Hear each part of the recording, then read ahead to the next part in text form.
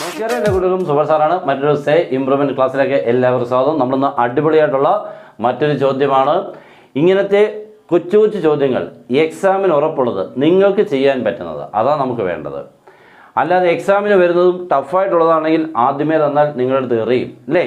അപ്പം നിങ്ങൾക്ക് അക്സെപ്റ്റ് ചെയ്യാൻ പറ്റുന്നതും പഠിക്കാൻ പറ്റുന്നതും പക്ഷേ എക്സാമിന് വരുന്നതും അങ്ങനത്തെ സെലക്ഷനാണ് നിങ്ങൾക്ക് തരുന്നത്. ഇപ്പോഴത്തെ സ്റ്റേജിൽ അതാണ് വേണ്ടത്. ഒരു കുറച്ച് ദിവസം കൂടെ കഴിഞ്ഞാൽ ഇത്തിലൂടെ നിങ്ങൾക്ക് ഹൈ ലെവലിലോട്ട് മീൻസ് എക്സാമിന് വരുന്ന ഇത്തിലൂടെ ഹൈ ലെവൽ പ്രോബ്ലംസ് ചെയ്യാം. അങ്ങനെ നമുക്ക് കൃത്യമായിട്ട് പോയാൽ വളരെ എളുപ്പം നമുക്ക് ജയിക്കാൻ കേട്ടോ. നമ്മളൊരു പ്രത്യേകിച്ച് ഒരു രീതിയിലും ശ്രദ്ധിക്കാതെ എങ്ങനെയൊക്കെയോ എന്തൊക്കെയോ പഠിച്ചു പോകുന്നു, അതൊക്കെയായിരുന്നു. അപ്പം അതിൻ്റെയൊന്നും ആവശ്യമില്ല. പരീക്ഷയ്ക്ക് വരുന്നതിൻ്റെ ക്ലാസ്സുകൾ നമ്മളിങ്ങനെ തരുന്നുണ്ട്. അത് കുട്ടി കുട്ടി ക്ലാസ്സാണ്. ജോയിൻ ചെയ്താൽ നമുക്ക് ഫുള്ളായിട്ട് അങ്ങ് തരാം. വളരെ ഈസി ആയിട്ട് നിങ്ങൾക്ക് ഞങ്ങളെ ജയിപ്പിക്കാം. നമ്മൾ വർഷങ്ങളായിട്ട് ക്ലാസ് എടുക്കുന്നതുകൊണ്ട് വളരെ ഈസി ആയിട്ട് ഏതാണ് പഠിക്കേണ്ടത്, എങ്ങനെയാണ് പഠിക്കേണ്ടത്, ഓരോ ക്വസ്റ്റിനും ഏതിനു വേണ്ടിയുള്ള മീൻസ് എക്സാമിന് വരുന്ന ഏതൊക്കെയാണെന്നുള്ള കൃത്യമായിട്ട് തന്നുള്ള ക്ലാസ് ആയിരിക്കും. ഓക്കെ, അപ്പോൾ അതിന് ജോയിൻ ചെയ്യാൻ നമ്മുടെ നമ്പർ 9846708543 കോൾ ചെയ്തോ, വാട്സാപ്പിൽ മെസ്സേജ് അയച്ചോ, ജോയിൻ ചെയ്യാം, സ്റ്റാർട്ട് ചെയ്യാം. നമ്മുടെ ഇന്നത്തെ ക്വസ്റ്റിനും പ്രോബബിലിറ്റി എന്നാണേ, കാരണം ഇതൊന്നും ആരും നോക്കിയിട്ടില്ല അല്ലേ. ചെറിയ ക്വസ്റ്റിന് എക്സാമിന് വരുന്നതായതുകൊണ്ടാണ് ഞാൻ നിങ്ങൾക്ക് തരുന്നത്. ക്വസ്റ്റിൻ ഇതാണേ, P of A is equal to 0.4. P of B is equal to 0.6.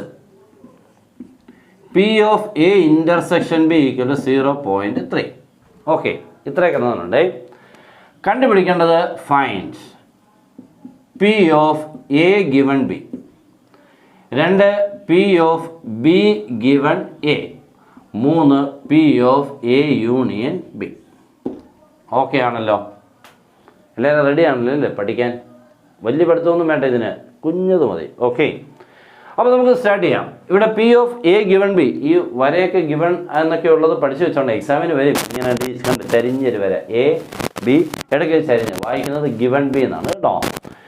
വളരെ എളുപ്പമാണ്. ഇതൊക്കെ നമ്മൾ അറിയാതെ നമുക്ക് നഷ്ടപ്പെട്ട കാര്യങ്ങളാണ്.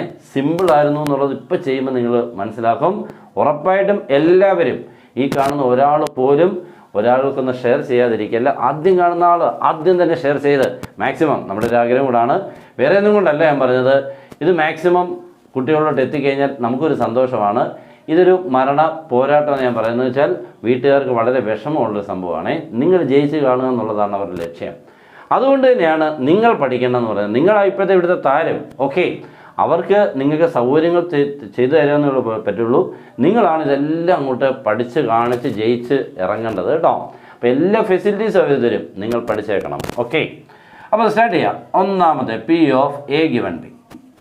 ഇതിൻ്റെ ഫോർമുല പഠിക്കണം. കുഞ്ഞത് കേട്ടോ, വലിയൊന്നും അല്ല. നോക്കണം, P of A given B ആണെങ്കിൽ P of A intersection B by ഈ രണ്ടാമതുണ്ട്, ഇതുണ്ടോ, ഇത് താഴെ എഴുതുന്നത്. ഓക്കെ, ഇതാണ്. എന്ത് സിമ്പിൾ അല്ലേ. P of A intersection B by P of B എല്ലാം ഇവിടെ ഉണ്ട്. നോക്കിക്കോ, P of A intersection B ഇതുണ്ട് 0.3 by P of B 0.6. ഇവിടെ പോയിന്റ് കഴിഞ്ഞിട്ട് ഒരു ഡിജിറ്റ് ഇല്ലയോ, ഇവിടെയും പോയിന്റ് കഴിഞ്ഞിട്ട് ഒരു ഡിജിറ്റ് ഇല്ലയോ.